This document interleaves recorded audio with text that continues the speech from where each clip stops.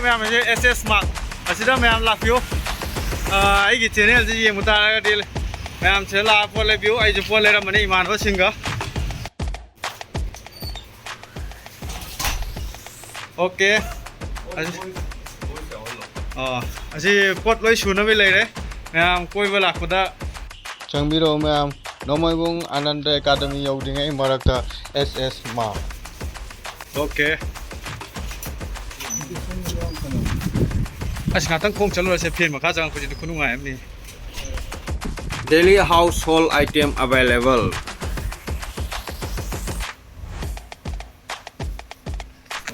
kiji makhai được kya mulai khai cái tim lên đúng không?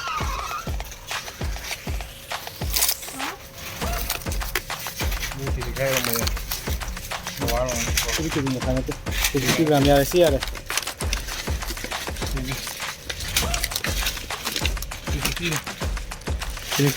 cái gì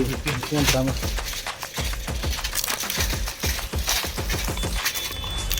ha mai si try to okay okay pot loi chu na phange to myam lak ko am ngai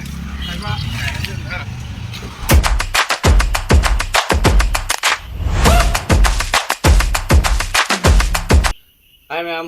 aje yi mu bang side smoke box se akoi ye se Nomoibung road Anand Academy yaudiङै marakti lerakpane bako SS Mark tege ado ai chu yam lok trip pawam tong lo test tog na adong pigum hawaga di mathang khayam loga thang video da phajaba khayam to ke ma'am ado ngasi gi ji smoke box som le re ai mo soi thongom le ai de chujak lo re ai de soi kan sum joy ai de mai hi yauri ado se thamaga to ma'am how is it like yana thagi de ana mana so phai mete gi cha ba thap je ana lai gi tha nei ba ko tha do mi jule le ado ai wa khan di tha bi bna di phai lai gi tha da phai cha ba hona de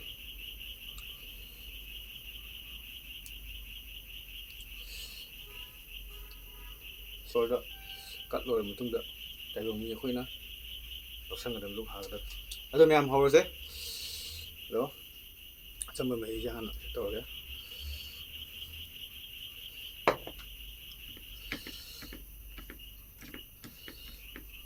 ham so kom le me am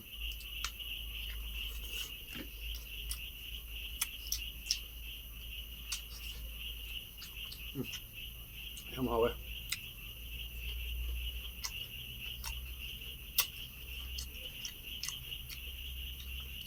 ai smoke box yam tam na thong soi khrap cha da kem hau do dum te lok chanang ha pa boil tok sa dum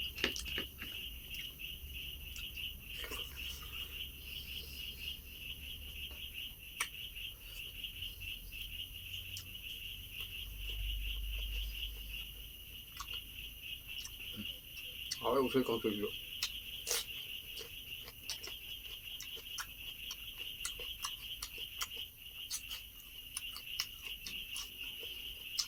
sumang gi sing goi thum le sing chaw mai na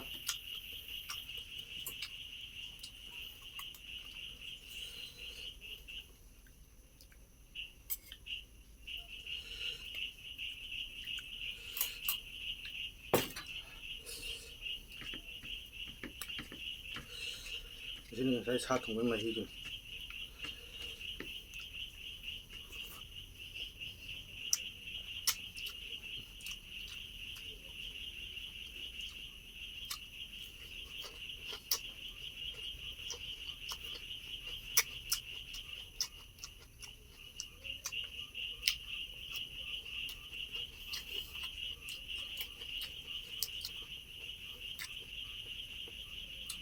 dam ha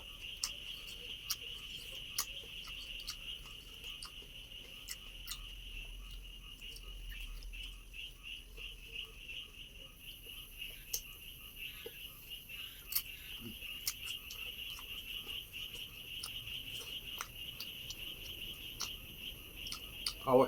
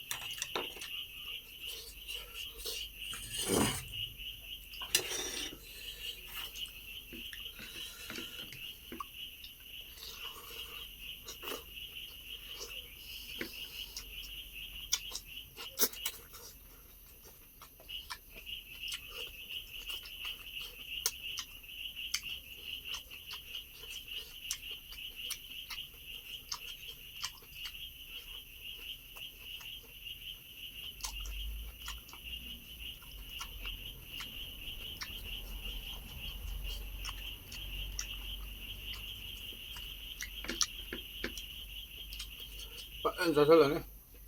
哎呦，这么姓赵的，肩膀不累着呢。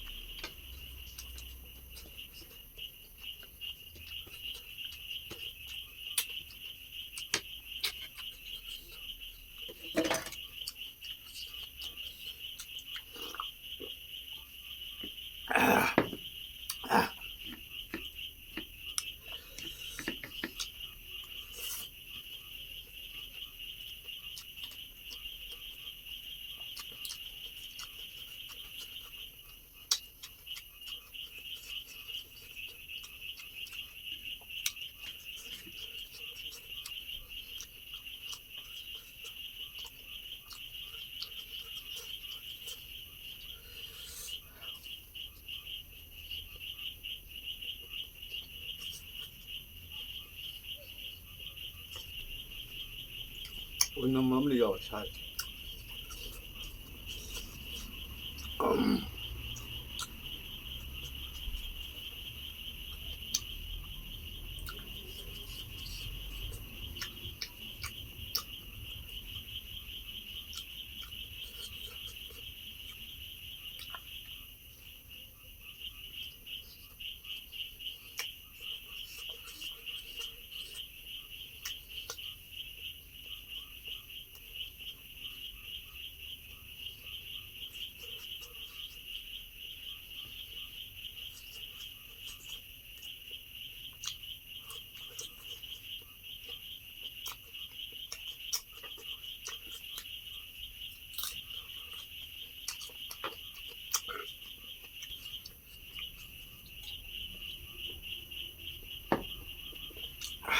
哎妈，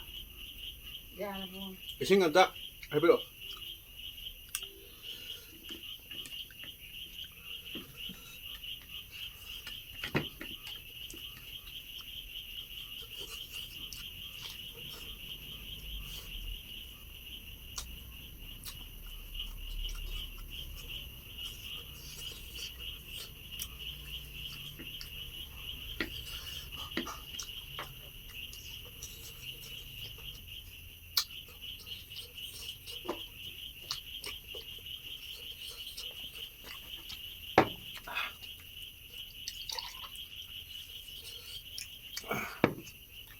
刚出去好了。